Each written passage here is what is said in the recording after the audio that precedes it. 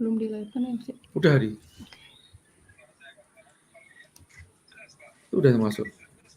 Ini buat yang lainnya. Lainnya apa? Link di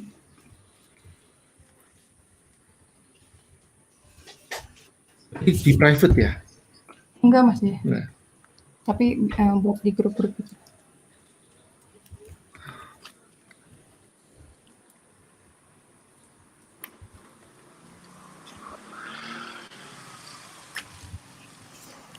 Oke, udah. Nah, baik ya. Sekarang udah bisa ya. Ini ganti channel nih. Assalamualaikum warahmatullahi wabarakatuh. Waalaikumsalam warahmatullahi wabarakatuh. Pak Juli, akhirnya bertatap muka nih Pak Juli. Iya Pak Jaya. Ya, teman-teman mohon maaf ya, ada gangguan teknis tadi yang Facebooknya itu jadi sudah terlogout duluan, jadi terus kita ngotak-ngatik, akhirnya kita putuskan untuk kita off-kan, terus kita on-kan lagi, supaya yang di Facebook juga bisa langsung sama-sama menyimak. Nah, saya prolog dulu Pak ya, Pak Juli. Baik, jadi Pak. Teman-teman semuanya, program ini sebetulnya bukan program saya pribadi ya teman-teman, tapi ini saya mewakili atas nama Badan Wakaf Usman Indonesia ya. Ini kan kita kan punya yang namanya wakaf produktif ya. Sebetulnya ada wakaf produktif, ada infak atau ada hibahnya ya. Nah, ini sebetulnya dibagi menjadi dua, ada yang embernya itu masukkan wakaf produktif bisa. Ini karena berbicara masalah akad ya. Ini harusnya ada Ustaz Zaki di sini yang menjelaskan. Yang kedua, untuk pakannya itu nanti masuknya ke tempat infak ya atau hibah bisa juga. Nah, jadi program ini kita ingin menguji coba sebetulnya untuk bagaimana mengucurkan wakaf produktif ini ya, dan juga campur dengan hibah ya untuk makanannya, supaya menciptakan kedaulatan pangan di Indonesia. Kita sudah bolak-balik sering mengatakan masalah kedaulatan pangan atau perekonomian mandiri. Nah, tapi wujudnya yang asli seperti apa sih, kan begitu ya. Dan Wakaf Usman Indonesia ini memang sengaja khusus untuk fokus ke perekonomian saja. Makanya kalau di Wakaf Usman terus minta santunan yang bentuknya yang misalkan untuk selain perekonomian larinya ya cuman untuk pangan habis itu selesai, itu memang tidak kita layani. Nah, jadi kalau berhubungan dengan perekonomian itu bisa tempat Wakaf Usman. Ya teman-teman, ini sebagai prolognya duluan. Nah, kemarin-kemarin ini saya sendiri terjun untuk riset lah gitu ya, melihat gitu kan, kira-kira apa sih yang cocok, apa yang cocok. Ya alhamdulillah menemukan videonya Pak Juli ya, yang akhirnya saya potong video itu menjadi 1 menit, yang akhirnya viral di mana-mana ya. Yang diberitakan viralnya katanya dari Twitter, enggak, itu sebetulnya dari postingan Instagram kita tanggal 27 April kemarin ya. Tapi yang paling penting sebetulnya intinya viral, itu yang paling penting situ. Jadi kita sekarang ini pun juga video ini mudah-mudahan bisa menjadikan viral bukan untuk nyari AdSense-nya ya teman-teman, ya bukan ya, tapi gunanya untuk apa? Supaya memviralkan kedaulatan pangan atau kemandirian pangan dari rumah. Nah, itu tujuan cuma itu. Nah, dari sini pun juga nanti kita langsung akan mengeksekusi program kita ya, nanti yang bisa dibaca di tempat kolom deskripsi, nanti akan kita copy pastekan ya di kolom deskripsi ya, tentang siapa-siapa nanti yang mau menerima bantuan hibah ini ya, itu nanti bisa mendaftar di mana, atau mendaftar ke grupnya ya, grup Telegram ya, grup Telegram untuk dimentorin dengan Pak Juli pasca ini ya. Baik, kemarin Pak Juli pada saat kita postingkan kan ada yang ngomong bahwa seolah kayak wah ini kayak bener atau enggak nih kan ya, sampai sudah Pak Juli sendiri yang menjawab bahwa ya itu kalau mati itu berarti ada sebabnya, mungkin mereka yang lalai begitu kan, masih ngeyel juga lah. Sekarang kita lihat aja kan, buktinya langsung nyata. Monggo Pak Juli. Ya baik Pak, terima kasih Pak Jaya sudah meliput saya. di tengah-tengah negara kita masih dilanda COVID, semoga kita doakan juga dokter-dokter yang banyak jasanya juga tetap dikuatkan untuk membantu kita. Terima Amin. kasih Pak Jaya. Iya. Jadi teman-teman se-Indonesia, memang Budik Damber, mungkin maaf saya sembari keliling-keliling kameranya ya Pak ya. Iya. Atau saya dulu. Jadi teman-teman se-Indonesia, jadi Budik Damber memang sudah kita buat sejak tahun 2016. Bisa ini ya, Jadi kita membuat Masih di variasi penanaman ikan dan penanaman sayuran hanya dengan media ember, Pak. Kenapa di ember? Karena Iya. mau tidak mau lahan kita semakin terbatas, Pak. Lahan kita semakin terbatas. Teman-teman yang punya uang saja hanya mampu membeli rumah RSS yang lahannya atau terasnya sempit. Bagaimana mau membuat kolam, bagaimana mau menanam sayuran. Jadi ketika saya melihat Tabu Lampot, saya terpikir bahwa sebaiknya untuk pemeliharaan ikan juga konsepnya harus diminikan, dikecilkan. Pilihannya kenapa dia dalam ember? Karena sepertinya ember ini dari Aceh sampai Papua ada. Dan ikan lele khususnya itu bisa dipelihara dengan kepadatan 1 liter per ekor. 1 liter diisi 1 ekor, Pak. Ya. Iya, Pak. Oke, bisa lihat hasilnya secara langsung Pak sekarang Pak? Baik Pak. Jadi awalnya Pak, itu Budik Damber memang kita tanami dengan kangkung awalnya. Nah kangkungnya ini bisa kita beli di pasar. Kangkung yang kita beli di pasar Pak, ini kita potongnya kita sisakan pucuknya 2-3 mata tunas, 2-3 mata tunas supaya nanti kalau dia tumbuh, mata tunas satu nggak tumbuh, nanti masih ada sisa mata tunas yang lain untuk bisa tumbuh, Pak. Ini awalnya. Kemudian itu kalau videonya seandainya HP-nya di landscape-nya bisa nggak Pak? Landscape kan. Gimana Mas Iqbal? Mohon bantuan untuk melandscape kan?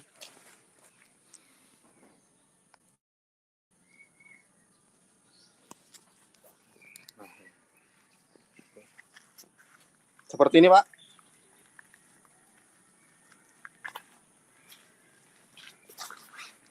Suaranya belum muncul.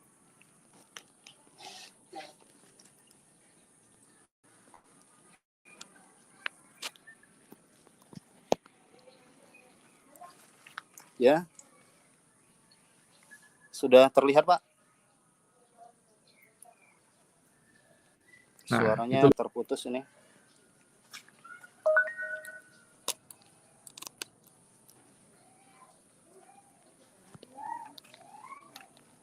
Bisa juga.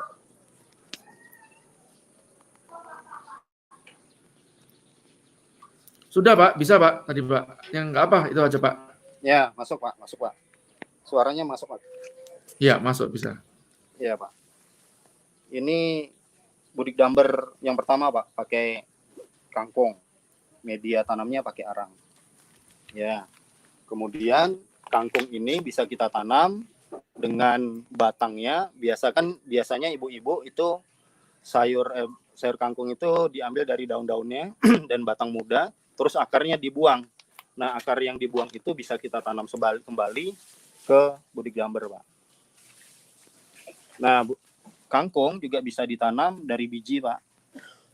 Kalau ditanam dari biji, penampakannya seperti ini. Ya. Halo? Sembari saya lihatkan, sembari suaranya diperbaiki. Nah, ini penampakan Budik Damber kalau dia dengan menggunakan media arang, kain, dan tanah. Ini dengan model seperti ini kita bisa menanam semua tanaman. Mulai dari sawi, seledri, tomat, dan semua tanaman yang lain.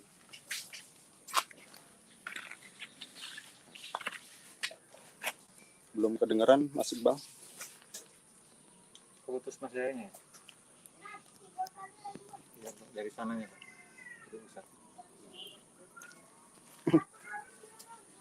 Dengar kok Pak, dengar Pak dari tadi. Ya, Baru Jelas. nyambung Pak suaranya Pak. Ya, baru nyambung suaranya Pak. Oke, jelas kok Pak, suara Bapak jelas dari tadi, cuman memang saya remove punya saya supaya Bapak bisa lebih besar gambarnya kan, jadi saya remove punya saya duluan. Oh iya Pak, baik Pak. Iya. Lanjut Pak. Ya, jadi Budik Damber ini teman-teman seluruh Indonesia memang kita buat untuk ini mana kamera depan. Ya. Budik Damber memang sengaja kita buat untuk memenuhi atau membantu, bukan memenuhi, ya, membantu ketersediaan pangan untuk keluarga. Jadi teman-teman kalau di rumahnya hanya punya teras yang kena sinar matahari 1 meter persegi, tadinya tidak bisa menghasilkan kangkung, tadinya tidak bisa menghasilkan sayuran, sekarang dengan sistem Budik Damber harapannya bisa tetap memproduksi kangkung dan tetap bisa memproduksi ikan untuk membantu pangan lauk di rumah. Mungkin kita sembari ngasih makan ikan, Pak. Ya, baik. Belum. Ya, silakan Pak. Sambil saya mau tanya, Pak. Itu kalau ikannya itu idealnya itu sebetulnya ukurannya berapa, Pak ya? Iya. Ikan lelenya. Jadi yang kalau ada sebagian video viral yang saya lihat itu pas bilang bahwa ini panennya 2 bulan gitu ya. Terus banyak petani lele yang komplain gitu kan, karena mereka tidak tahu bahwa memang Budik Damber itu bisa ikannya itu bisa dari kecil, bisa dari sedang, dan bisa juga sudah besar Pak. Jadi kecepatan panennya memang ngikutin dari benih lelenya yang ditebar Pak. Ya. Jadi karena memang kameranya di HP ya agak sulit nih Pak. Mohon maaf ya kalau gambarnya. Ya, Pak. Udah kelihatan kok Pak. Iya Pak. Jadi seperti ini Pak. Pindah ke sini boleh Mas? Ya. Jadi ini sudah kita kembangkan sejak 2016. Jadi memang konsepnya bisa memelihara ikan dari kecil, Pak. Kalau dari ukuran 5 sampai 7 cm itu panennya 2,5 bulan sampai 3 bulan. Tetapi ketika memang benih awalnya itu 10 cm sampai 12 cm, itu bisa panen 2 bulan, Pak. Tidak selama kalau kita pelihara dari kecil. Kemudian, kalau dari sisi risikonya, Pak, kalau risiko untuk memperkecil risikonya lebih baik pada saat kecil atau sudah gede duluan? Yang terbaik yang kami coba itu ukuran 10 sampai 12, Pak. 10 sampai 12. 10 sampai 12 itu yang sedang. Kalau harganya sendiri berapa, Pak? Kira-kira Pak di sana, Pak? Harga di ya, Lampung teman-teman tahu harga standar. 12, ya. Di Lampung harga segitu sekitar 500-an rupiah, Pak. 500 rupiah. Oke. Ya, kalau yang ukuran 57, satu ekornya 150 rupiah, Pak. Ini ikan betok, Pak. Ikan betok. Betok tuh, Pak? Ikan betok itu sepat, mirip sepat. Betik kalau bahasa Jawa. Betik. Berarti itu ikan betik. Dari mancing ya? Ini saya beli dari pemancing, Pak. Karena memang di pasar jarang-jarang adanya, Pak. Ya, kita pindah, kita lagi. Kalau ikan nila bisa nggak, Pak, itu, Pak? Ikan nila bisa, Pak, tapi harus ada alat tambahan aerator. Jadi saya memang tidak menyebarkan untuk yang sulit-sulit dulu ke masyarakat. Yang penting mereka bisa pelihara ikan. Ikan lele memang tertangguh dan tercepat pertumbuhannya, sama kangkung juga tertangguh. Ikan nila bisa, tapi kita harus beli alat tambahan, Pak. 45.000 dapat pompa atau dapat aerator. Iya, ini ada yang tanya, Pak, cara ngatasin baunya bagaimana? Cara ngatasin bau. Ya, teman-teman. Jadi mestinya ketika Budik Damber sesuai dengan prosedur harusnya tidak bau. Kenapa bau? Itu karena ada tumpukan di dasar ember. Tumpukan di dasar ember itu adalah tumpukan kotoran ikan dan tumpukan sisa pakan. Ketika airnya baru dimasukkan, itu populasi bakterinya masih sedikit. Sedangkan bakteri itu dibutuhkan sebagai pengurai kotoran ini. Jadi untuk awal-awal pemula memang 2 hari, 3 hari itu mulai bau. Nah itu airnya jangan diganti total. Justru ketika diganti total nanti akan bau terus. Gimana caranya supaya tidak bau? Kita ambil selang, selangnya udah dipersiapkan sebenarnya tadi. Kita ambil selang, kemudian selang 2 meter, selangnya kita masukkan ke dalam air atau diisi air. Satu ujung kita tutup dengan jari yang satu ujungnya dengan jari yang kedua.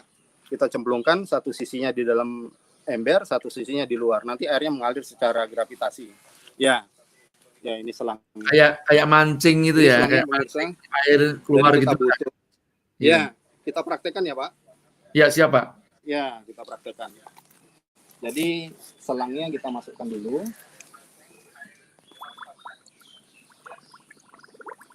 Ya, sampai penuh. Satu ujungnya dimasukkan. Satu ujungnya di luar. Nah, itu yang bawah ngalir.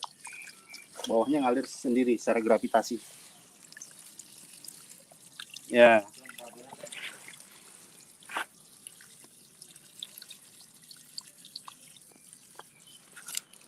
Jadi seperti itu teman-teman. Sembari diarahkan kotoran tengahnya ini, kalau saya sambil diraba ke bawah gitu ya. Yang mana yang kotor itu disedot. Nah, ketika sudah disedot, teman-teman bisa tambah lagi airnya 5-15 liter saja. Kalau sudah berjalan lancar, itu 3 hari sekali, tidak 2 hari sekali harus disedot, tetapi 10 hari sekali. Jadi cukup hemat air, Pak. Pak, indikatornya airnya perlu disedot atau nggak disedot itu seperti apa? Adakah warna tertentu atau bagaimana? Ya, Pak. Kapan air harus disedot adalah ketika tandanya ikan gantung di permukaan, kepalanya muncul, ekornya di bawah. Nah, itu adalah salah satu tanda bahwa air di bawah itu kotor. Di bawah ember itu air yang kotor. Jadi saat itulah kita menyedot air. Atau tanda yang kedua, airnya bau. Itu berarti di bawah sudah kotor, harus disedot. Sedot saja 5-15 liter alias sampai kotorannya menghilang. Ya, itu ada pertanyaan, kalau tidak ada selang apakah boleh pakai semacam gayung? Boleh aja lah ya. Ya. Kalau gayung itu hanya permukaan yang dapat, Pak. Justru bukan dasar. Ya, harapannya bisa digayung, airnya permukaannya ditampung di ember lain, dasarnya dibuang, kemudian ember yang tadi dipindahkan dimasukin lagi. Bisa, Pak. Intinya yang penting dasarnya. Baik, Pak. Saya ada pertanyaan nakal nih, Pak. Ini kan lele itu kan matil toh, Pak. Ya, kan kalau tadi selang misalkan kita tangannya ke bawah gitu kan tangan kita risiko dipatil lebih, Pak. Kalau lele relatif nggak matil, Pak. Kalau patin baru matil. Kalau patin matil. Gitu. Kalau lele nggak matil. Loh, berarti lele itu berarti nggak bahaya ya? Saya baru tahu ya. Iya. Apa karena saya udah biasa ya? Tapi ada 4.000 teman-teman itu belum pernah ada yang cerita, waduh kepatil lele, budik dambar gitu. Enggak. Gitu. Baru tahu saya itu. Ya, Oke. Nah ini Pak, ini kan kalau nambahin air, pakai air ledeng, air pump itu nggak apa-apa? Jadi air pump, Pak, itu mengandung klorin. Nah, untuk menggunakannya, klorinnya kita hilangkan dulu. Bagaimana cara menghilangkan klorinnya? Yaitu dengan cara biarkan air yang mau kita pakai itu ditampung dulu selama seminggu. Biarkan dia terkena cahaya matahari atau kehujanan supaya klorinnya menguap. Kalau memang punya enceng gondok, kalau punya tanaman air, bisa dicemplungkan ke bak itu. Supaya klorinnya menguap, supaya klorinnya hilang, baru kita pakai. Apa tandanya? Nanti setelah 1 minggu, kita beli 1-2 ekor ikan, kita cemplungkan. Kalau sudah 24 jam ikannya tidak mati, artinya udah bagus. Kenapa kita harus menghilangkan klorin? Karena klorin nanti, ketika kita masukkan ikan, masih ada klorinnya, ikan lelenya itu iritasi kulitnya. Lendirnya akan menghilang, dia seperti kulitnya luka-luka, matanya buta, kumisnya juga geripis-geripis. Cara kedua yang lebih mudah, yang lebih simpel, kita beli anti klorin, Pak, zat kimia anti klorin di toko akuarium, kita masukkan, nanti 2-3 hari udah airnya bisa dipakai. Seperti itu, Pak. Jadi air pump juga bisa dipakai. Air hujan, air pump, air sumur bisa dipakai. Bagi sarannya sebetulnya lebih mending pakai nada air hujan duluan atau air yang dibuat air cadangan lah ya. Jadi Betul, ada ember cadangan untuk menampung air duluan, Pak ya. Nah ini betul. ada yang tanya, Pak, kenapa nggak dikuras? Kalau dikuras sekalian boleh nggak? Hmm. Kalau dikuras sekalian itu akan membuang bakteri, populasi bakteri. Sedangkan populasi bakteri itu kita butuhkan untuk penguraian tadi, Pak. Jadi konsep aquaponik ini adalah ikan kita kasih makan dengan pakan buatan, nanti jadi kotorannya akan diuraikan bakteri, bakterinya merubah kotoran itu jadi nitrogen, fosfor, dan kalium. Nitrogen NPK-nya tadi, nitrogen, fosfor, kalium itu yang dimakan sebagai pupuk oleh tanaman-tanaman, Pak. Jadi kalau kita membuang total airnya, terpaksa populasi bakterinya kita buang. Nah, boleh dibuang semua, tetapi harus kita ganti dengan bakteri komersil. Tentu saja itu akan menambah biaya baru bagi masyarakat kecil. Repot lagi, Pak. Suatu botolnya 35.000, 50.000, repot banget mau beli lagi. Untuk makan aja susah gitu kan. Tapi untuk teman-teman yang punya uang, itu dibuang total nggak apa-apa, tinggal ditambah bakteri nanti. Oke, pertanyaan Pak, kalau yang saya kemarin pelajari ya bahwa Iya, air dari ikan itu bagus untuk si tanamannya, kangkung. Tapi kan dari tanaman itu, kalau langsung ke tempatnya ikan, katanya ada nitratnya atau apanya gitu kan yang nggak bagus. Nah itu bagaimana Pak? Iya. Cara netralisirnya.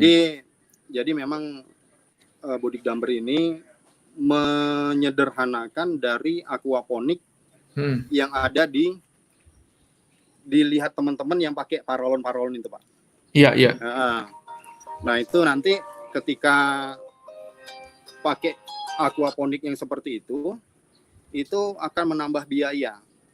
Memang punya kelebihan kalau aquaponik airnya mengalir, itu semuanya bisa kita kontrol, airnya bisa lebih jernih, tetapi membutuhkan listrik, tetapi butuh lahan yang lebih besar, peralatan lebih banyak. Nah, aquaponik Bodik Damber itu menyederhanakan proses itu, tetapi bagaimana cara menghilangkan zat-zat racun itu atau gas-gas racun itu, yaitu dengan penambahan arang tadi, Pak. Arang berarti ya. Itu salah satu bahan untuk menyerap gas-gas yang berbahaya tadi. Baik. Ini ada yang tanya Pak, kenapa lele saya kok berkurang banyak? Pak, apa udah makan sesama padahal masih kecil atau mungkin dimakan sama orangnya sendiri atau tetangga? Iya, baik Pak. Kita pindah angle sepertinya. Sembari saya jawab. Oke, jadi siap. Pak, ikan yang mati itu banyak yang mempengaruhinya, faktor yang mempengaruhinya. Yang pertama, kesehatan ikannya, Pak. Kesehatan ikannya. Kalau kita beli di pasar, teman-teman harus memastikan bahwa ikan yang diambil itu, yang dibeli itu memang dalam keadaan sehat. Tanda sehatnya itu adalah dia tidak menggantung di permukaan. Yang pertama. Yang kedua, tidak ada bintik-bintik putih seperti jamur, seperti white spot di badannya. Yang ketiga, kumisnya berwarna hitam, lurus, bagus, hitam. Kalau dia kumisnya keriting, berwarna putih, itu juga tanda sakit sudah. Kemudian moncongnya tidak putih, jadi dia punya bibir itu kalau sakit dia putih, macam sariawan gitu. Itu jangan dibeli juga. Nah, jadi untuk teman-teman, memang budidaya perikanan itu tidak semudah melihara ayam. Karena memang ikannya dipelihara di dalam air, dikasih makannya juga di air, mereka buang kotoran di air, jadi manajemennya lebih kompleks daripada pelihara ayam yang bisa menghindari kotoran mereka sendiri. Nah, jadi ikan yang mati itu bisa karena memang ikannya sudah sakit, atau yang kedua, kualitas airnya saat pemeliharaan itu jelek, atau yang ketiga, memang sumber airnya memang belum bagus. Nah, biasanya teman-teman itu memang komplain ke saya, Pak kok mati? Kenapa mati? Nah, saya tanya lagi seperti dokter. Kemarin dikasih apa saja perlakuannya, kemarin tanda-tandanya apa? Oh, berarti Bapak tidak mengganti air, yang harusnya mengganti air tidak mengganti air. Seperti itu, Pak. Oke. Banyak faktornya. Itu berarti benar ikannya pas yang mati itu benar bisa dikanibal sendiri sama lelenya ya? Betul, Pak. Nah, kanibal itu bisa dikurangi, sifat kanibal ikan itu bisa dikurangi dengan cara yang pertama, pakannya harus jamnya rutin, Pak, atau konsekuen. Kalau jam 8 pagi dikasih makan, jam 12 dikasih makan, jam 7 malam dikasih makan, kita harus mengikuti pola itu. Karena ikan lelenya juga punya jam biologis. Ketika dia jadwal makan belum dikasih, dia nanti bisa makan temannya. Yang kedua Harusnya jam juga berapa idealnya, Pak? Idealnya jam berapa? jam terserah waktu teman-teman. Ringnya bisa pemberiannya bisa 2 kali sampai 3 kali per hari, Pak. Kemudian antar jarak pemberian pakan itu minimal 4 jam. Mau 4 Jadi jam. terserah teman-teman menyesuaikan dengan waktu kosongnya, tetapi kalau bisa jam pakannya itu sama terus. Ya. Nah, ini gini nih. Ini ada yang bertanya bagus nih. Untuk size 10 sampai 12 sebaiknya dalam satu ember ada beberapa ekor lele. Kalau sudah Ya. besar apa perlu dipindahkan atau tetap di ember yang sama? Baik, Pak. Jadi, teman-teman, ini adalah ember 80 liter. Kalau sampai penuh itu volumenya 80 liter. Nah, ini airnya kita isi hanya seleher ember. Nah, kalau kita hitung liternya itu sekitar 60 liter. Nah, secara teori, ikan-ikan ini, ikan lele, itu bisa hidup dengan kepadatan 1 liter per ekor. 1 ekor per liter. Jadi 1 liter dia bisa dihuni oleh 1 ekor ikan. Tadi pertanyaannya kalau idealnya sebenarnya kalau 60 liter diisi 60 ekor. Tetapi kalau diisi dengan ikan yang lebih kecil, itu masih bisa masuk ke situ. Bisa masuk 100 ekor dimasuk 60 liter itu masih bisa, Pak. Kemudian dengan jarak waktu pemeliharaan 3 bulan, ikan-ikan yang kecil kan tadi ada yang kanibal, ada yang loncat, ada yang dimakan kucing, juga pada akhirnya panen itu bisa tetap 60, Pak. Nah, saya sudah melakukan uji coba, jangan-jangan 60 itu masih bisa ditambah. Jadi makanya saya sudah uji coba, saya kasih 100, memang masih bisa tumbuh. Dikasih 120 per ember masih bisa tumbuh, tapi kecepatan tumbuhnya udah lebih rendah daripada 100, Pak. Bahkan saya sudah coba ikan yang besar, saya masukkan 10 kilo ikan dari pasar, saya masukkan ke dalam ember ini 10 kilo, ikan masih bisa hidup. Kalau memang hanya untuk menyimpan ikan saja, bukan untuk membesarkan, Pak. Ikan yang udah besar dari pasar disimpan dalam ember, 1 ember 10 kilo itu mampu. Tapi dengan catatan nggak langsung 10 kilo. 2 kilo dulu, 1 ember ini 2 kilo, 1 ember itu 2 kilo, 1 ember yang lainnya 2 kilo. Setelah dia biasa baru dijadiin 1. Pak Juri, tanya lagi. Ya, Pak. Itu kan makanan itu kan berbeda di usia berapa, ya? Usia berapa pakai makan apa, usia berapa pakai makan apa, begitu, Pak, ya, betul ya? Iya, betul, Pak. Betul. Kalau usia, coba bisa jelaskan, Pak. Ya, terima kasih Pak Jaya. Jadi ikan ini sudah dibuat oleh pabrikan. Setiap ikan yang membesar, pakannya juga makin membesar. Apa tandanya adalah bukan mulut, Pak. Memang pakan itu diciptakan atau dibuat pabrik sesuai dengan mulutnya. Jadi sekali emplok, sekali makan. Jadi kalau ikan kecil, mulutnya kecil, itu butirannya juga harus kita belikan butiran yang masih kecil. Nanti dia udah membesar, pakan yang masih kecil kita berikan, kan kita bisa tahu, oh ini kayaknya mulutnya udah besar, tapi pakan peletnya udah kecil. Artinya kita harus naik tingkat, pakannya dibeli yang lebih besar. Nah itu dalam perikanan itu ada kode-kode pakan. Kode-kode pakan itu yang saya bagi di panduan, misalnya untuk ukuran ikan 5-7 itu bisa diberikan pakan pelet dengan ukuran PF 1000 atau 781-2. Itu, Pak. Jadi ketika teman-teman beli ke pasar, Mas beli pakan ikan 781-2, itu penjualnya harusnya tahu. Seperti itu, Pak. Jadi ada ukuran-ukurannya. Semakin besar ikan, harganya semakin murah. Harga peletnya makin murah karena proteinnya semakin rendah, Pak.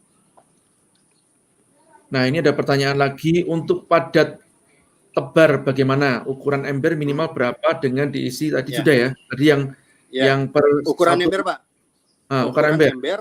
Ukuran ember teman-teman kalau ini 80 liter. Jadi teman-teman seluruh Indonesia itu sudah praktek bahwa ember terkecil, bahkan ada yang pelihara 20 liter Pak, ember cat Pak, ember cat rumah itu Pak, ember cat tembok, itu ukuran 20 liter juga bisa dipakai. Jadi teman-teman seluruh Indonesia itu tidak harus punya lahan yang luas, tidak harus punya kolam terpal yang besar, tidak harus punya empang dulu baru pelihara ikan, tapi punya ember cat 20 liter yang biasa tergeletak di itu 10 liter. Nah, itu 10 liter. Itu tetap bisa dipakai, Pak, ember cat yang warna putih. Jadi untuk pelihara ikan tidak harus dengan media yang besar. Ember cat 20 liter tetap bisa dipakai. Ukuran terbesar ya menyesuaikan dengan kemampuan. Kalau yang ini, kalau ukuran terbesar terserah kemampuannya seperti apa, teman-teman. Jadi Pak Jaya, jadi kalau teman-teman sudah lulus, sudah bisa melihara ikan, sudah melihara ikan di dalam ember, tapi duitnya masih banyak dan lahannya masih besar, itu bisa naik tingkat, Pak, ke media terpal yang besar. Pelihara ikan besar, pelihara ikannya lebih banyak, panennya lebih banyak, biaya pakannya juga lebih banyak gitu loh. Jadi sebenarnya kalau teman-teman coba sembari kita kasih makan kayaknya ya, Mas. Iya, seru. Ya. Sembari saya ambil pakan, Pak. Oh iya, Pak.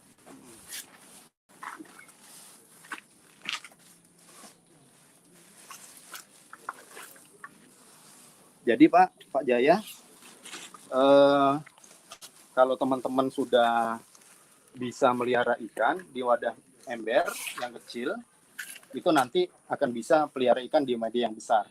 Nah, ini ikan koleksi saya, ikan dari Jambi ini, Pak, namanya ikan jelawat. Ikan istimewa, kesukaan orang Sumatera, ikan jelawat. Oh, itu derawan ya? Jelawat, Pak. Bukan jelawat. Jelawat. Jelawat. Sini, Pak. Iya. Jadi teman-teman nanti setelah lulus dari ember yang kecil bisa pelihara ikan yang besar ini. Nah, ini ikan gurami sama patin.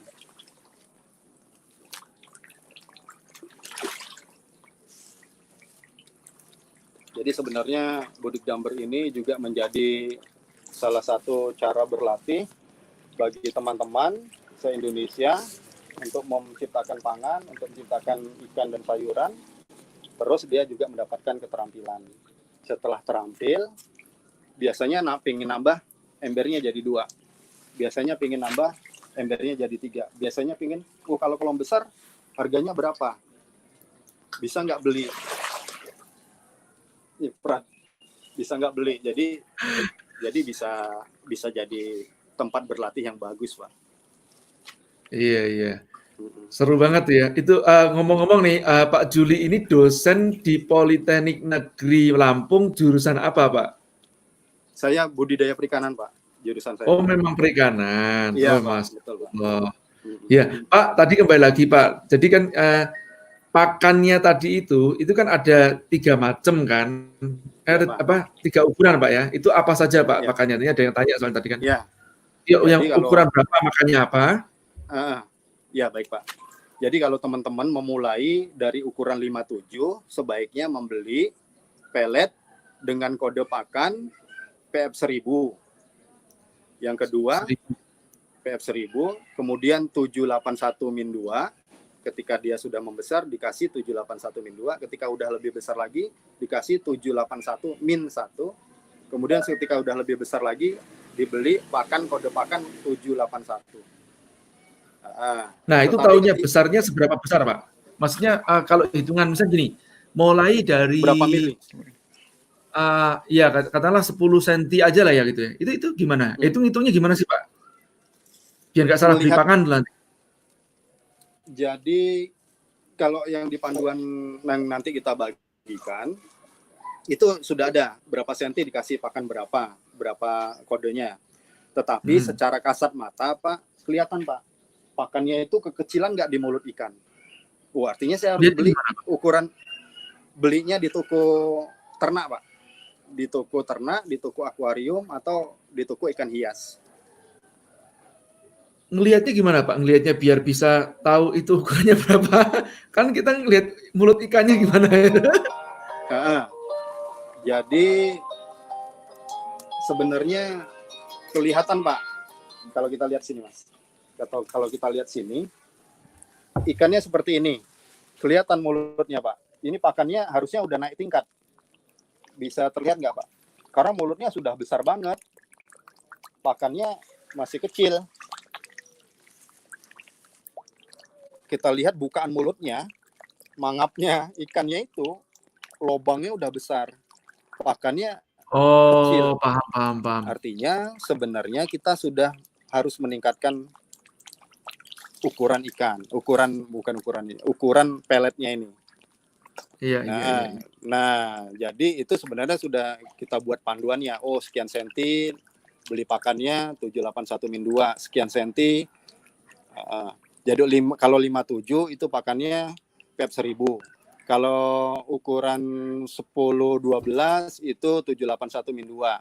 Kalau sekitar 14 sampai 15 sudah boleh 78 min 1, 781 min 1 sampai 781 saja gitu, Pak. Itu yang ngasih kode makanan itu kok nggak sistematis banget ya. Iya, karena Nanti kita ganti. Iya, Pak, biar lebih enak. Karena itu Pak, ini mau ada yang tanya nih, Pak. Tanamannya itu bisa apa saja, Pak? Kira-kira, Pak? Ya, kita balik lagi, Mas. Ya. Kita balik Keren. lagi, Mas. Kalau teman-teman pakai media cup, ini cup pop es atau cup apapun itu bisa beli baru atau bisa nyari di pinggir jalan, mulung dulu kita gitu ya. Ini diisi arang, maka kita bisa menanam kangkung, genjer, dan bayam Brazil karena medianya cuma arang. Sedangkan kalau teman-teman membuat medianya, medianya dengan pot yang lebih besar, ini isinya bawahnya arang, Pak.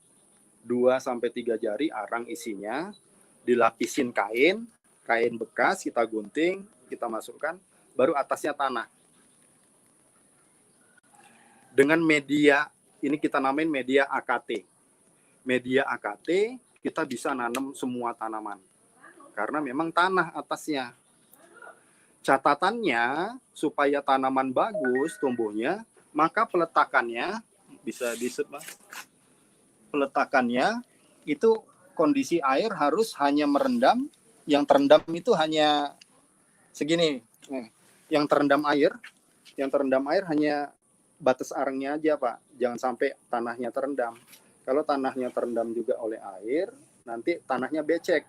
Kalau tanahnya becek, tanamannya nggak mau tumbuh. Seperti itu, Pak. Nah, ketika awal penanaman, akarnya kan masih dikit. Itu bisa dibantu dicidukin dari air, disiram ke atas. Jadi kita menghemat waktu untuk ngambil selang dulu, menghemat waktu untuk ngambil di bak mandi dulu gitu. Jadi intinya arang itu tetap harus ada untuk menetralisir racunnya, Pak. Saya sementara ini suka sama arang itu untuk itu, Pak. Tetapi ini belum tentu media terbaik. Karena yang baru otak-atik Budi Gambar kan sementara ini baru saya. Nah, nanti kan teman-teman peneliti-peneliti yang lain harusnya juga bisa meneliti, itu punya Pak Juli itu jelek, harus ada yang lebih bagus gitu, Pak. Saya justru pengen seperti itu. Nah, ini saya penasaran nih, Budi Gambar sendiri itu sebetulnya dari Bapak istilahnya itu? Iya, Pak. Hah? Berarti Bapaknya penemunya Budi Gambar dong? Iya, kayaknya ragu Pak Jaya ini. Iya, Masya Allah. Saya yakin kok, Pak. Saya yakin kok dengan Bapak. Saya benar-benar sejak telepon Bapak pertama kali, ini teman-teman kenapa kok saya kok langsung, udahlah ini kita live kan. Saya bilang sama teman-teman, itu telepon Bapak, saya langsung bilang, teman-teman ini Pak Juli ini Masya Allah genuine. Maksud genuine itu, ya enggak, mohon maaf Pak, istilahnya wong Jawa ngomongnya enggak mata duitan gitu loh. Ya. Nah, enggak kayak gitu. Saya telepon Bapak itu langsung, ini genuine banget nih orangnya. Ya, teman-teman, kita live kan, ini beliau jadi mentor cocok banget. Itu saya langsung yakin begitu kok Pak. Ya. Makanya lah itu teman-teman nanti kita kan buat grup ya, teman-teman nanti di kolom komentar ada grupnya ya, termasuk nanti akan saya postingkan juga di tempat kolom catatan di tempatnya YouTube itu akan ada grup yang Anda bisa bergabung. Kalau yang penerima dana hibahnya nanti mendaftar duluan, di filtering duluan area-areanya ya, karena harus ada itu volunteernya. Nah, Pak Juli bahkan sudah punya murid-murid se-Indonesia. Saya tadi sudah mengatakan, Pak Juli kalau bisa saya minta daftar namanya beberapa yang nanti bisa membantu kawan-kawan untuk mendistribusikan dan mengawasi ya Pak ya, Pak Juli ya. Baik Pak, siap Pak, siap Pak. Ya, wah ini Masya Allah nih Pak Juli nih. Kalau bisa itu Pak juga termasuk, kan berarti kawan-kawan kan mungkin sudah ini ya, apa namanya, punya bibit-bibitnya sekalian ya Pak ya. Teman-teman ada nggak punya bibitnya? Iya, jadi sejak 2016 saya buat grupnya atau buat komunitasnya. Dari 2016? 2016 Pak. Wow. Saya bagi panduan udah Pak. Jadi memang saya udah biasa baca WA yang banyak gitu. Memang boomingnya baru sekarang. Tetapi intinya bahwa komunitas ini memang udah biasa. Oh, beli benih di mana di Jakarta? Kan susah Pak nyari di Jakarta belinya di mana kalau pemain baru. Nah itu nanya aja sama komunitas kita. Oh, belinya di sana. Bahkan teman-teman pemula kalau mau, Pak saya nggak mau repot buat sendiri. Itu udah ada yang dagang Pak. Udah ada yang dagang, embernya sudah ada. Bahkan bisa pesen, Pak saya maunya ikannya lele, tanamannya apa gitu kan. Bahkan sudah ada yang dagang, oh di sini beli peralatan budik damber. Jadi ya cukup memberikan aktivitas ekonomi. Nah sedikit berbagi Pak. Jadi ada saja teman-teman yang ide bisnisnya itu muncul gara-gara budik damber. Awalnya memang budik damber itu nggak terpikirkan oleh saya ini untuk jadi bisnis. Tetapi setelah dilempar selama 4 tahun, itu ternyata teman-teman yang nakal, ide bisnisnya gila, itu tetap bisa menjadikan ini uang. Yang pertama, dia buat di perumahan, sayurnya dia kemas organik, ada tulisan organik, walaupun masih bisa diperdebatkan, tetapi kualitasnya baik, itu bisa dijual dengan harga yang lebih besar, lebih mahal.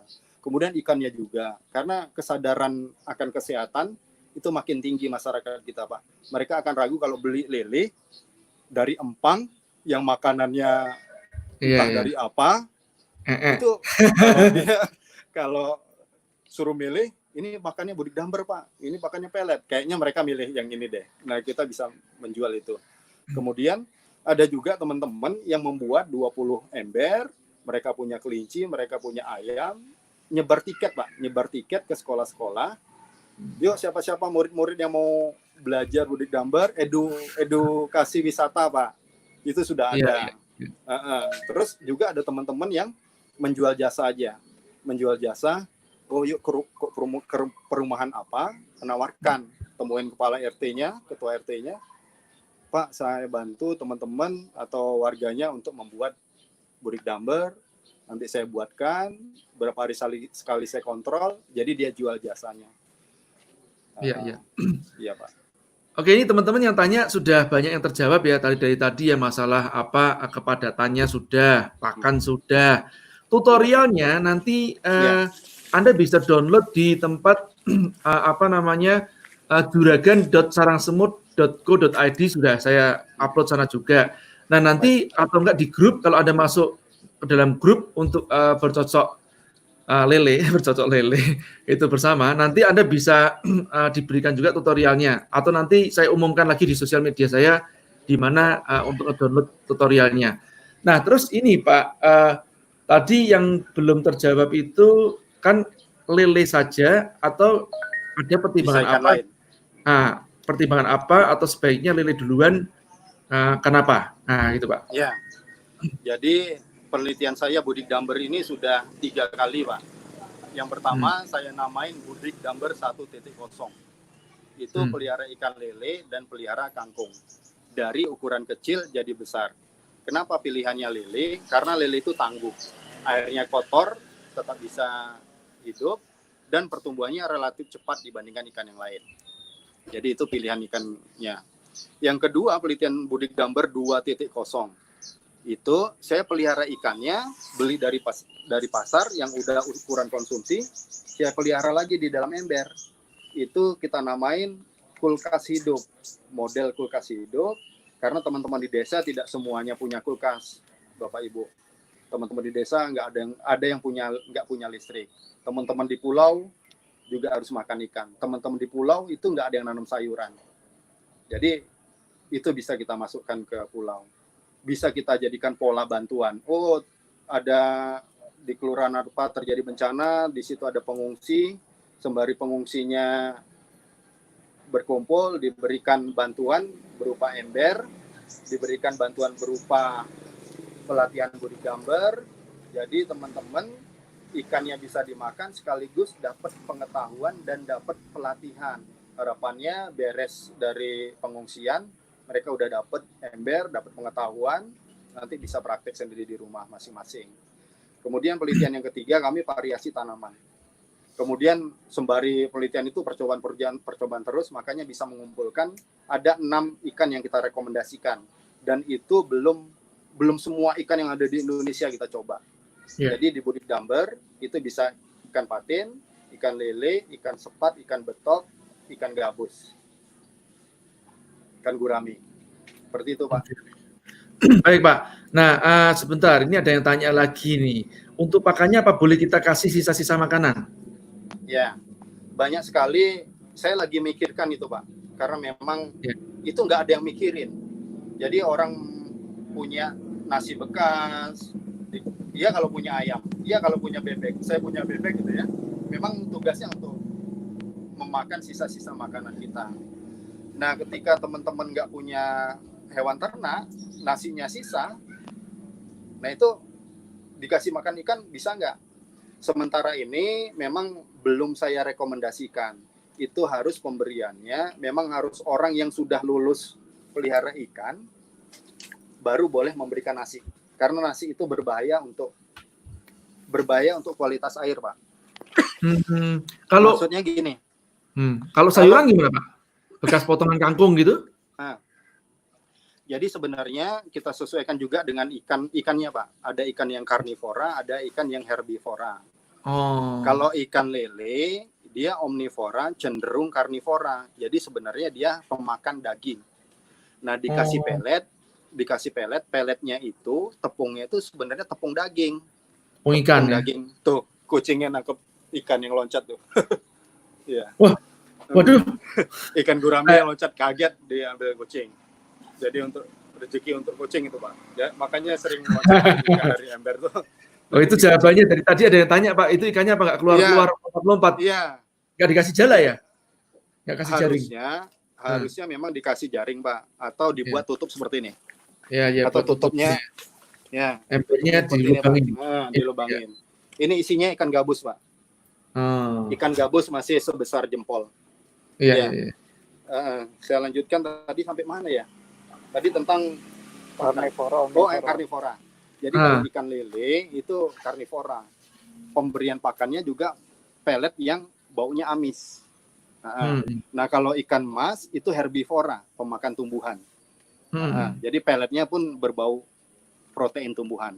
Nah, kalau ikan gurame bisa dikasih daun-daunan, Pak. Daun-daunan yang lunak, daun singkong, daun keladi, tidak semua daun tentunya. Jadi nanti kalau sisa-sisa sayur yang masih belum dimasak itu bisa dikasihkan ke gurame.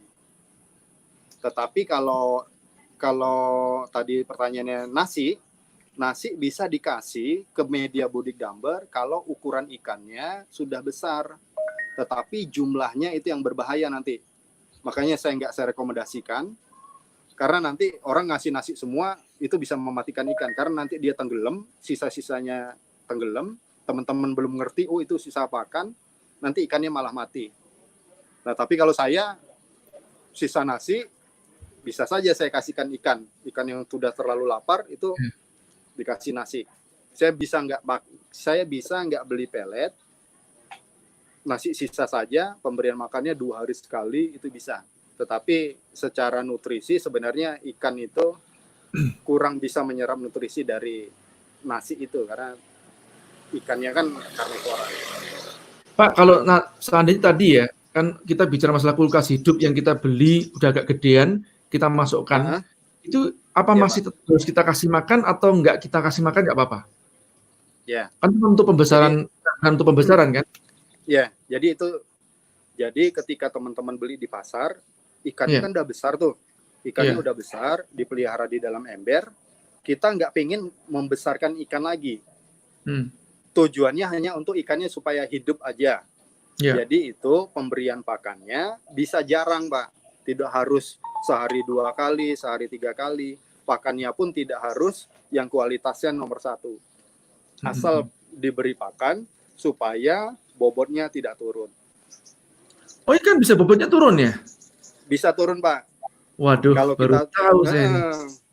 Jadi ikan itu kalau kita bawa dari Lampung kirim ke Jawa, itu nanti dari 1 kintal dia stres, keluar banyak cairan tubuh, dia kurus dia. Apalagi nggak Nah, ini dikasih makan. apakah perlu penyortiran ukuran lele di ember? Maksudnya mungkin ini kalau di yang besar sama yang kecil dicampur Iya. boleh nggak? Ya. Jadi Pak, tadi ikannya itu kita masukkan dengan ukuran 5 sampai 7 cm. Setelah 2 minggu pemberian pakan, ikannya nanti membesar. Nah, kecepatan tumbuh membesarnya itu antara ikan nomor 1, ikan nomor 2, nomor 3 itu beda-beda. Sama dengan satu keluarga kita, sama-sama makannya di meja makan yang sama, lauk yang sama, ternyata adiknya lebih bongsor daripada kakaknya. Padahal makannya jumlahnya sama, menunya sama. Karena itu dari genetika masing-masing ikan. Makanya setiap 2 minggu sekali, 14 hari sekali, kita rekomendasikan untuk dicek embernya. Dicek embernya, airnya diambil, ikannya diserok, nanti diambil. Oh, ukuran yang besar nanti dikelompokkan ke ember nomor 1. Ukuran yang sedang dikelompokkan nomor 2. Ukuran yang paling kecil dikelompokkan ke ember yang nomor 3. Karena nanti ikan yang besar juga pakannya harus kita kasih yang lebih besar ukurannya. Yang kecil tetap kecil. Kemudian, Pak, gimana kalau ember saya cuma 1? Saya nggak bisa sortir. Nggak apa-apa, nggak usah sortir. Tetapi harus dipastikan ikannya itu mendapat makan, jangan lupa ngasih makan gitu. Nanti kelaparan dia, yang besar makan yang kecil, gigit yang kecil. Atau nanti ketika ikannya sudah ada yang terlalu besar, sebaiknya ikan yang terlalu besar itu digoreng duluan. Betul, atau dijual ya. Pak, sebentar mau tanya lagi. Itu kanibalisme itu apakah terjadi pada lele atau sejenisnya yang karnivora, ataukah kalau seperti nila seperti itu nggak, Pak? Kalau ikan nila nggak kanibal dia, Pak. Nggak. Nggak kanibal. Kalau ikan Terus? patin hanya pada larva aja, hanya pada saat pendederan, pada saat larva aja kanibal. Masing-masing karakter ikan beda, Pak. Ini ada yang tanya nih, tumbuhan saya kurus tinggi langsing, kutilang ya. Nah, kenapa ya? Idealnya satu pot disemai berapa benih? Ya.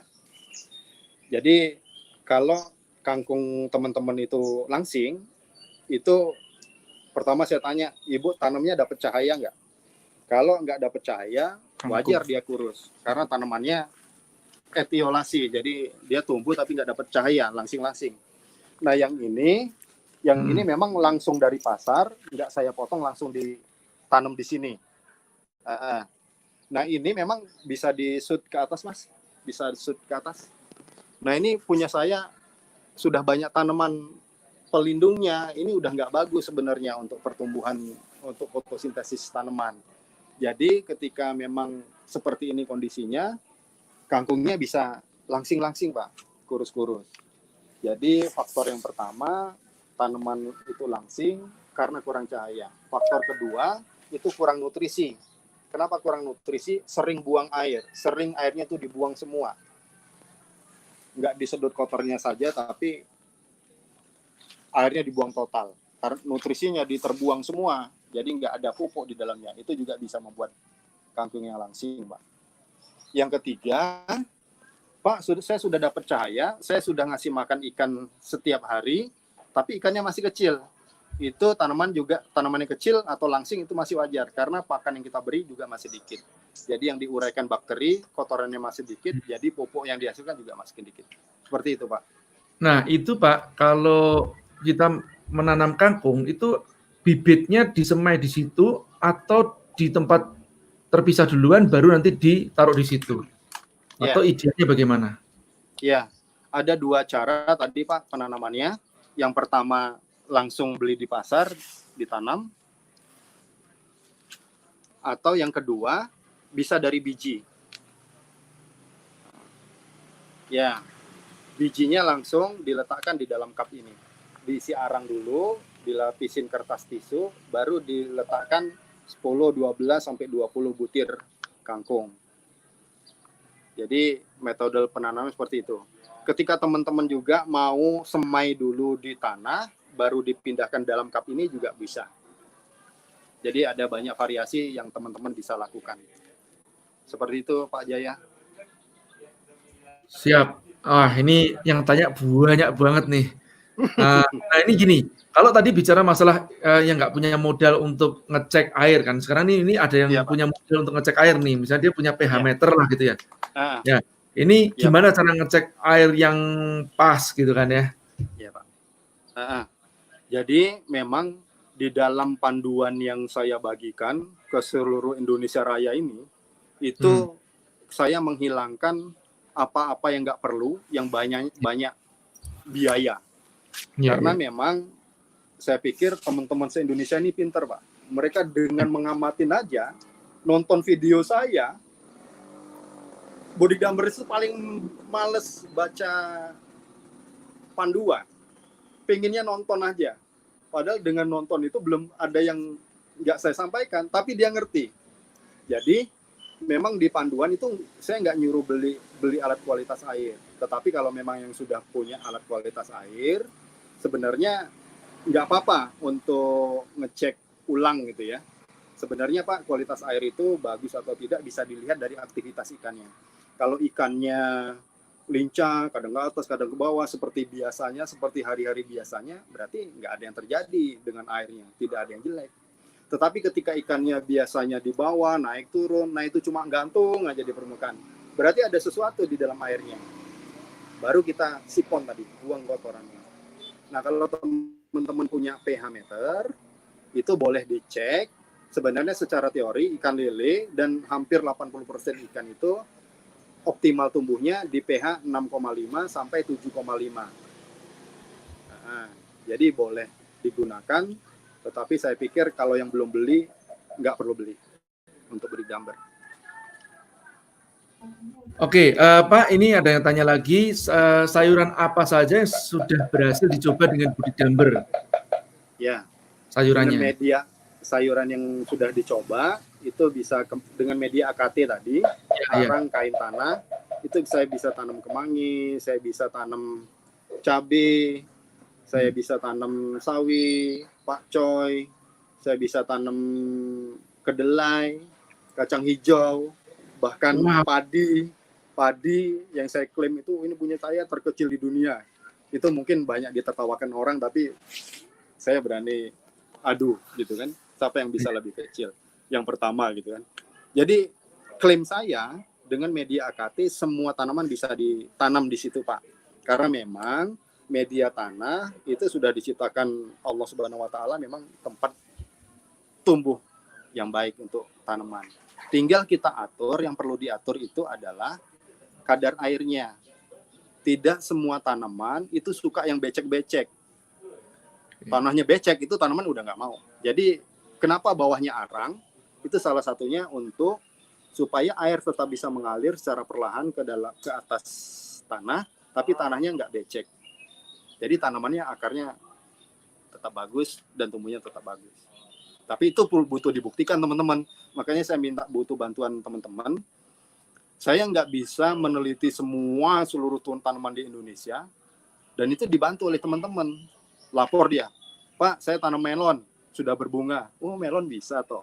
Saya rekam itu, tinggal saya catat aja. Jadi nggak harus saya yang ini. Dari Aceh bilang, Pak, saya bisa pelihara ikan apa kemarin ya, tawas.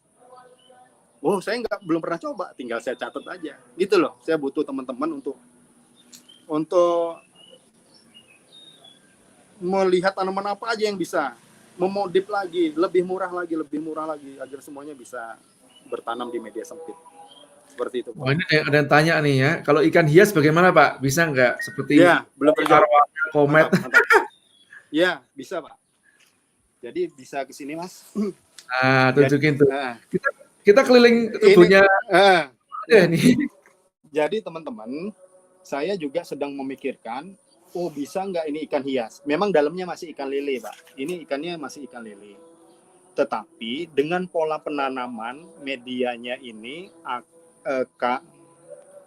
arang, kain dan tanah, dan medianya itu ada tanahnya di atas, ini memungkinkan ini kita pupuk.